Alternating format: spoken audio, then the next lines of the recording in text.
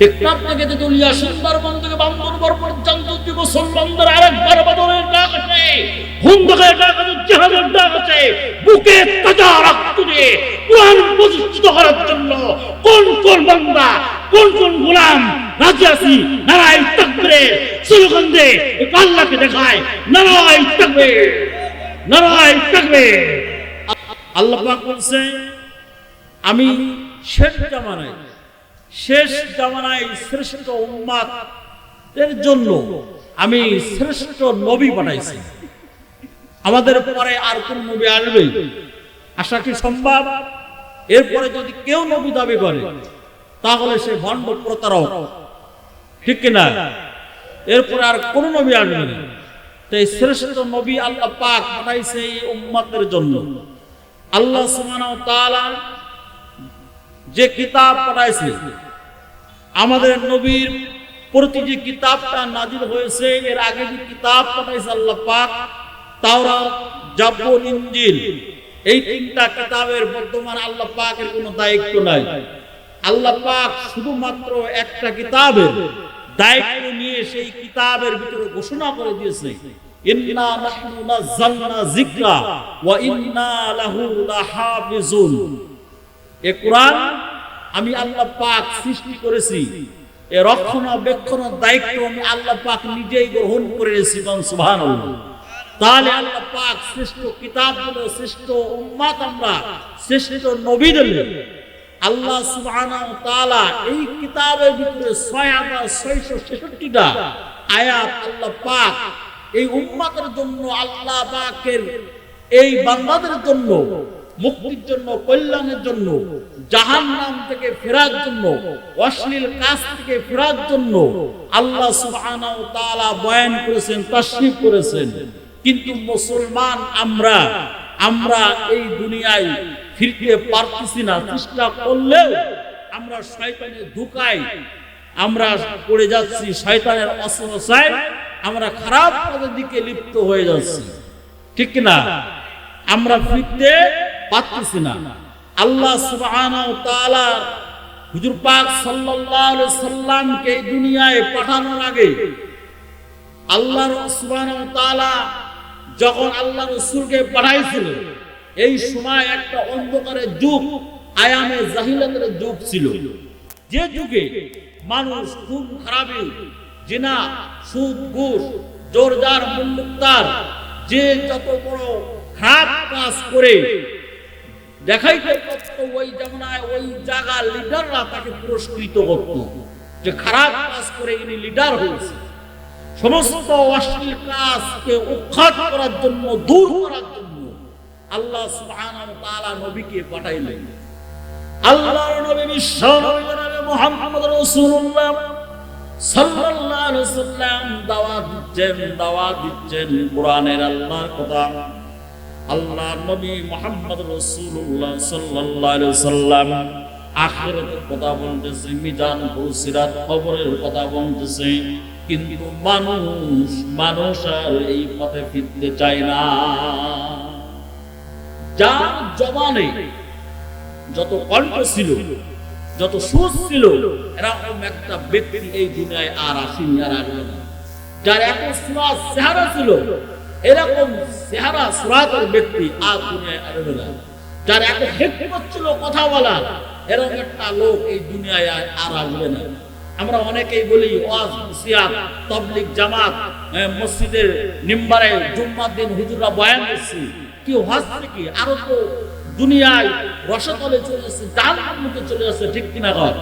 সুদ, ঘুষ, জিনা, ব্যভিচারী, বেপরদা কি কমছে না বাড়ছে? হ্যাঁ, বাড়ছে। আপনি যতই পর্দার আওয়াজ করেন, মহিলারা কিন্তু পর্দায় যাচ্ছে না, যাচ্ছে নাকি? যাচ্ছে না। আস্তে আস্তে তাদের সমস্ত পোশাকগুলো আরো ছোট হয়ে আসছে। যত পর্দার আওয়াজ করা হয়, পর্দার ভিতরে থাকতেছে না। মা বন্ধু যদি বলা হয় স্বামী খেদমত করার কথা, খেদমত করতেছে না, করতেছে। সুদ, জিনার কথা যদি বলা হয়, এগুলো বন্ধ হচ্ছে না, হচ্ছে না। আল্লাহর নবী বিশ্ব নবী জনাবে মুহাম্মদ রাসূলুল্লাহ সাল্লাল্লাহু আলাইহি ওয়াসাল্লাম আল্লাহর কাছে দরখাস্ত করলেন, আল্লাহ, আমি এত বুঝাইতেছি কুরাইশ বংশীয়দের দুনিয়ার মানুষদের কিন্তু কেউ ফিরতে চায় না, কিছু সংখ্যক লোক মুসলমান হয়েছে। আল্লাহ পাক তুমি একটা আইন দাও, সংবিধান দাও, যে আইন এবং সংবিধানের মাধ্যমে দুনিয়া সমস্ত খারাপ কাজ উৎখাত করা যায়, সমস্ত বাতিল কাজগুলো ধ্বংস করে দেওয়া যায়। আল্লাহ সুবহানাহু ওয়া তাআলা সঙ্গে সঙ্গে ধারাবাহিকভাবে কোরআনের আয়াত নাযিল করে দিলেন। কোন সুবহানাল্লাহ। বাচ্চারা, ভাইজানেরা আমার, আমাদের বর্তমান প্রধানমন্ত্রীর আগেও অনেক ভালো নেতা ছিল বাংলাদেশে, ছিল কিনা? ছিল না? আইয়ুব খান করেছে শাসন, আমরা একটা কথা এরকম বলি না, আইয়ুব খান করেছে শাসন, শেখ মুজিব দিয়েছে ভাষণ, জিয়া কেটেছে খাল, ইরশাদের নানান তাল, এরকম একটা কথা বলে কিনা? বর্তমান যারা আছেন বলেন, সমস্ত নেতার এবং পৃথিবীর শুরু থেকে আজ পর্যন্ত সমস্ত নেতার বেরেন্দ্রীয় মগজকে যদি আইন পাশ করে মানুষের কল্যাণের জন্য, শান্তির জন্য আইন পাশ করে, শান্তি আসতে পারে? পারবে না, কোনো কিছুই বন্ধ হবে না। ভাইজানেরা আমার, এই কোরআন লীগের পক্ষ থেকে, কোন বিএনপির পক্ষে, জামাত ইসলামের পক্ষে, চরমনার পক্ষে, আরপিসির পক্ষে, কোন পীর মুরিদের পক্ষ নিয়ে কোরআন নাজিল হয়নি, আল্লাহ পাক নাজিল করেনি। গোটা মানবের জন্য, গোটা মানব জাতির জন্য, কল্যাণের জন্য, মুক্তির জন্য আল্লাহ পাক এই কোরআন সৃষ্টি করেছেন। সুবহানাল্লাহ। একজন আলেম নায়েবে রাসূল যদি আপনাকে বলে, বাপজান এই কাজ করেন না, এই কাজ থেকে ফিরে আসেন, আপনি পরকালে মুক্তি পেয়ে যাবেন, কেন তার বিরোধিতা করব? ঠিক কিনা? আল্লাহ রাব্বুল আলামিন বলেন, তাহলে কোরআনের তেলাওয়াতের সঙ্গে সঙ্গে যখন ঈমান বৃদ্ধি হতে থাকবে, কোরআন তেলাওয়াত যখন ভালো লাগবে, আমরা মনে করব আমাদের ঈমান বেড়ে যাচ্ছে। আজ যদি আবু জেহেল, উতবা, শাইবা, আবু সুফিয়ানের ওই আমলটা করে, তার কারণ আবু জেহেল বলেছিল, লাল্লাযীনা কাফারু লা তাসমাউ লিহাযাল কুরআনি ওয়ালগাউ ফীহি লাআল্লাকুম তাগলিবুন। আল্লাহু আকবার।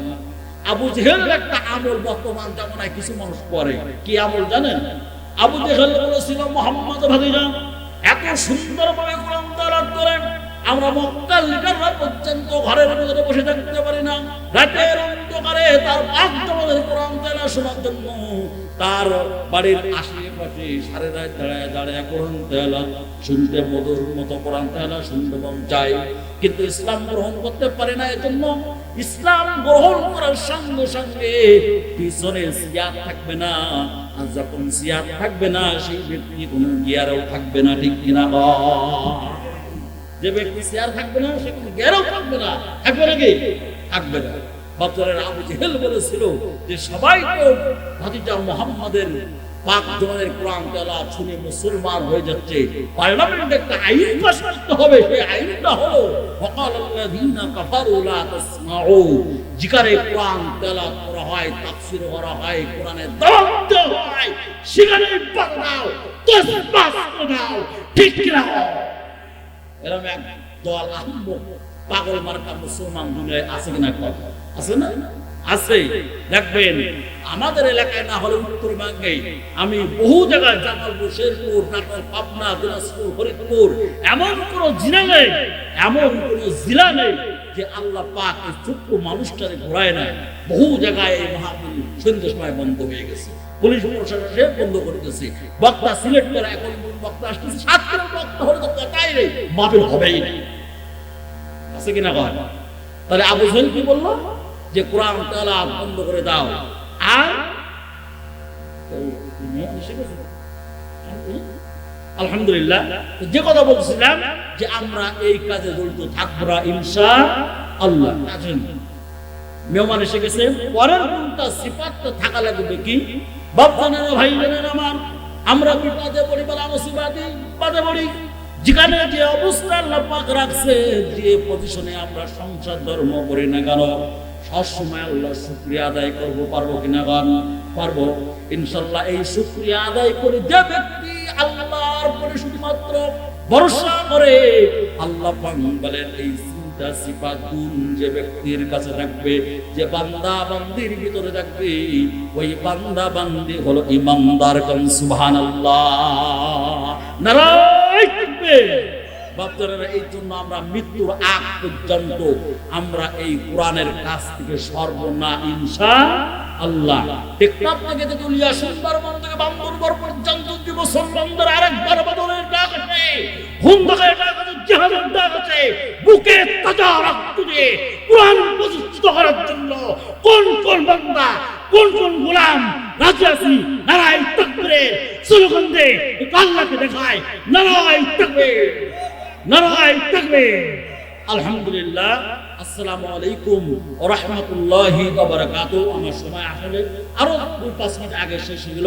আমি এলাকার সন্তান, আমার জন্য দোয়া করবেন, আমি আপনাদের জন্য দোয়া করি আমরা সবাই জন্য একসঙ্গে কাল কিয়ামতের ময়দানে আল্লাহ পাকের জান্নাত যাইতে পারি। সবাই বলি আমিন। ওয়া আখিরু দাওয়ানা আলহামদুলিল্লাহি রাব্বিল আলামিন। আসসালামু আলাইকুম ওয়া রাহমাতুল্লাহি ওয়া বারাকাতুহু।